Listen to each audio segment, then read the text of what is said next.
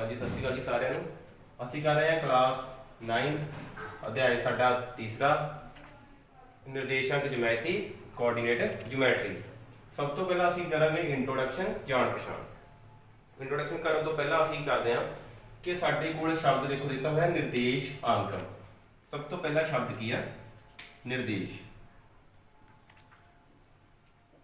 निर्देश का मतलब की हो गया साडे कोल ਅਸੀਂ ਵੇਖੀਏ ਤਾਂ मैसेज कि कोई ना कोई निर्देश तुसीं किसी चीज़ नूं दिता तो वो किस डायरैक्शन दे विच गई, किसी ना किसी दे साइड दे वल जांदी है। फिर साडे कोल है अंक। हुण निर्देश किहनूं देना सी? अंकां नूं निर्देश देवांगे तो अंक अपनी उस दिशा वल जावांगे जाणगे जिधर असीं उन्हां नूं निर्देश देवांगे, जिधर असीं डायरैक्शन च उन्हां नूं प्लॉट करांगे। ते इस तों पहिलां असीं की वेखांगे, हुण ड्रॉ करदे चलो असीं किस तरह करना है। एक असीं इस तरह खड़ी रेखा जिहड़ी आ वर्टिकल लाइन असीं जिहड़ी वो ड्रॉ करते हैं, ठीक है जी। इस दे दोवां सिरियां ते असीं जिहड़े कि एरो लगा देंगे हैं। फिर इस तरह ही एक लाइन असीं इन्हां नूं इस लाइन नूं कटदी हुई बनावांगे। इस नूं कटदी हुई जिहड़ी बनाउंदे हैं। हुण एक लाइन इस नूं कटदी हुई है, दोवें जिहड़ियां लाइनां ने आपस विच एक दूसरे नूं कट रहीआं ने। सब तो पहला वेखो कि असीं एक जिहड़ा आ इसनूं असीं पहलां बना लिया, पर असीं थोड़ा जिहा होर वेखदे हां ध्यान नाल कि एक असीं इस तरह डॉट लाउने हां। ये जिहड़ा डॉट है इस तो असीं एक लाइन जिहड़ी इस साइड ते खिच दिंदे हां। फिर असीं इस लाइन नूं ही इधर वधा दित्ता गया, फिर इस लाइन नूं ही इधर वधाता ते इस तो ही एक लाइन असीं नीचे वल लैण दी। देखो यही चीज़ जिहड़ी इधर साइड तो साइड को बन रही है, यानी कि एक स्टार्टिंग विच असीं की कीता एक जिहड़ा पॉइंट आ वो बनाया गया, वो पॉइंट साडे कोल की सी ये वाला पॉइंट। हुण इत्थों चारे लाइन्स जिहड़ियां साइडां नूं जा रहीआं ने अपनी डायरैक्शन च जा रहीआं ने, मतलब कि ये जिहड़ा बिंदु होया ये आरंभ सीगा जिसने आरंभ किया किन्हां चीज़ां नूं शुरुआत कदी कीती कि चार जिहड़ियां रेखावां उहने अपने साइडां वल नूं जिहड़ियां चारे दिशा दे विच बनाईआं। मतलब कि ये जिहड़ा बिंदु साडे कोल की हो गया आरंभिक बिंदु, पॉइंट ऑफ ओरिजिन।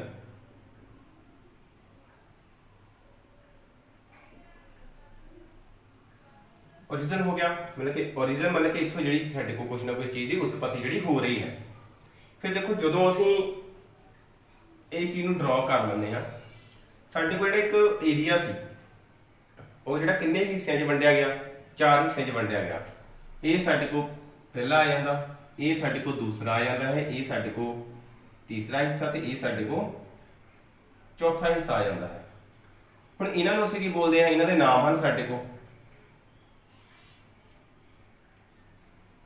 चौथाई एक, चौथाई दो, चौथाई तीन ते चौथाई चार।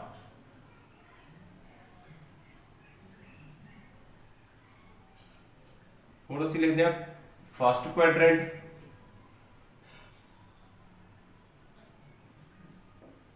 सैकेंड क्वाड्रेंट, थर्ड क्वाड्रेंट ते फोर्थ क्वाड्रेंट। हुण क्वाड्रेंट का मतलब या चौथाई का मतलब की हुंदा कि चौथी चीज़ का हिस्सा। मतलब कि साडे कोल 1 2 3 4 भाग है, चौथियां दे विचों साडे कोल पहला भाग ये आ गया फर्स्ट चौथाई या फर्स्ट क्वाड्रेंट, सैकेंड है सैकेंड क्वाड्रेंट, थर्ड है थर्ड क्वाड्रेंट, चौथा है चौथी क्वाड्रेंट। हुण देखो जिहड़ियां लाइनां ने असीं इन्हां नूं नाम देवांगे। इस नूं असीं नाम की दिंदे हां एक्स, इसका असीं नाम रख लैंदे हां एक्स डैश। इस नूं लिखदे हां असीं वाई ते इस नूं लिखदे हां वाई डैश।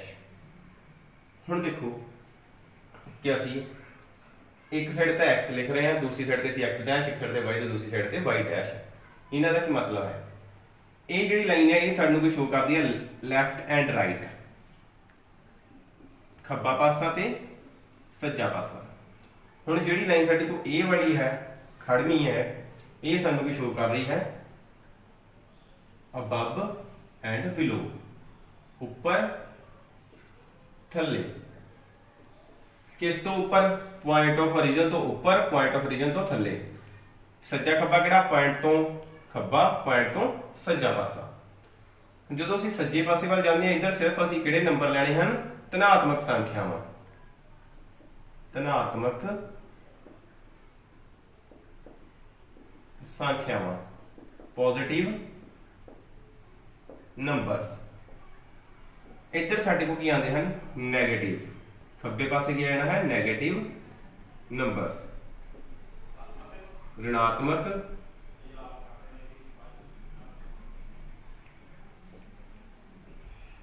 संख्यावां। हुण उपरली दिशा दे विच साडे को उपर किहड़े पॉइंट आएंगे, इधर साडे को पॉजिटिव धनात्मक, ते नीचे की आएंगे साडे को इस साइड ते नैगेटिव जां जिन्होंने असीं बोलांगे ऋणात्मक। हुण इह तां साडे को हो गया चौथाइयां ही देख लईआं असीं, एक्स टू ये लाइन भी देख ली, ये भी देख लिया कि इधर नैगेटिव पॉइंट आने, इधर पॉजिटिव आने, इधर ऊपर पॉजिटिव आने, नीचे नैगेटिव आने वाई ते। हुण असीं की देखते हैं, इधर देखो असीं लिखा कोऑर्डिनेट, एक हो गया साडे को निर्देश अंक, फिर लिखा अबसीसा भुज, फिर लिखा ऑर्डिनेट कोटि, फिर असीं एक होर लिखते हैं जिस असीं लिखते हैं कार्टेशियन प्लेन, कार्टेशियन समतल, या फिर कोऑर्डिनेट प्लेन, कोऑर्डिनेट प्लेन। ये अलग नहीं है, ये और बाकी है, मतलब कि निर्देश समतल, निर्देश अंक समतल। फिर लिखते हैं असीं और पाके इसनूं x Y plane, x y समतल। ये देखो कि सारे नाम जिहड़े इक्को ही नाम हैं, तीनों नाम जिहड़े ने। हुण असीं गल करिए कि साडे कोल सीसा ऑर्डिनेट या कोऑर्डिनेट की हुंदे हैं। हुण इस दे विच असीं एक दो पॉइंट लगाने हैं, मतलब कि असीं जे पॉइंट लगाने हैं इस तरह, ये दिता होया साडे को एक्स ते वाई। हुण एक पॉइंट आ जदों भी साडे को असीं इधर एक्सिस या एक्स धुरा या खितिज धुरा भी लिखा है, वाई एक्सिस वाई धुरा या लंबात्मक धुरा भी लिखा है। सब तो पहला असीं इन्हां नूं डिस्कस करन तो पहला उपर वालिआं नूं असीं सब तो पहला चौथे पॉइंट नूं जिहड़ा क्लीयर करते हैं। हुण Cartesian plane, coordinate plane, x Y plane की हुंदा है। देखो ये दो लाइनां ने जिहड़ियां, एक एक्स वाई लाइन है, एक वाई वाली लाइन है। ये जिस भी प्लेन ते बनदियां, प्लेन का मतलब की हुंदा है कि कोई प्लेन चीज़ जिस दे विच असीं कोई चीज़ जिहड़ी आ नहीं सकती, बस वो एक सरफेस आ, उस दे उपर तुसीं बैठ सकते हैं, कोई चीज़ नूं ड्रॉ कर सकते हैं, पर उहदे च कोई कैपेसिटी नहीं हुंदी कि कोई डब्बा होवे उहदे च असीं पा दईए कोई चीज़। इहो जी कोई चीज़ नहीं, जिस तरह बोर्ड आ, बोर्ड के उपर तुसीं कोई चीज़ पा थोड़ा सकते हैं आपां, सिर्फ इत्ते असीं ड्रॉ कर सकते हैं, कोई भी चीज़ ड्रॉ कर लो, कुछ भी लिख लो। ये चीज़ प्लेन है। इस तरह इसनूं असीं सारी चीज़ नूं की बोलदे जिथे बनिया है कार्टेशियन प्लेन, कार्टेशियन समतल, निर्देशांक समतल, क्योंकि निर्देशांकां दी आपां ये गल करनी है, एक्स वाई समतल, क्योंकि एक लाइन एक्स की दूसरी वाई की, इसलिए एक्स वाई समतल। फिर देखो असीं पंजवां पॉइंट जिहड़ा उसनूं क्लीयर करते हैं, एक्स एक्सिस, एक्स धुरा या खितिज धुरा।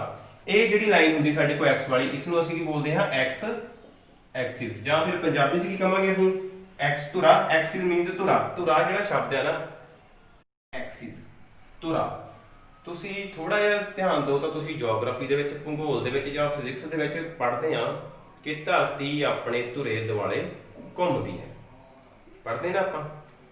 धुरे का मतलब है कि एक चीज़ आ उसके उपर जिहड़ी कि अपना काम कर रही है, मतलब कि इस तरह धरती ने इस चीज़ के दुआले घूमी जाना, तो जो धरती अपने धुरे दुआले घूमती है तो की बनाती है, साडे कोल दिन ते रात बनते हैं।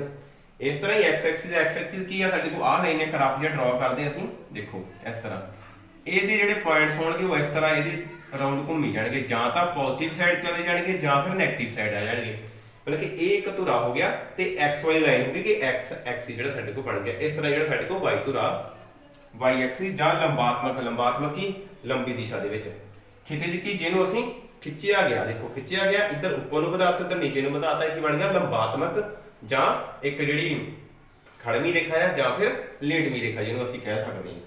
ठीक है, और की कहते हैं इस नूं जां लेटमी रेखा फिर आता साडे को जां एक आएगा खड़वी रेखा।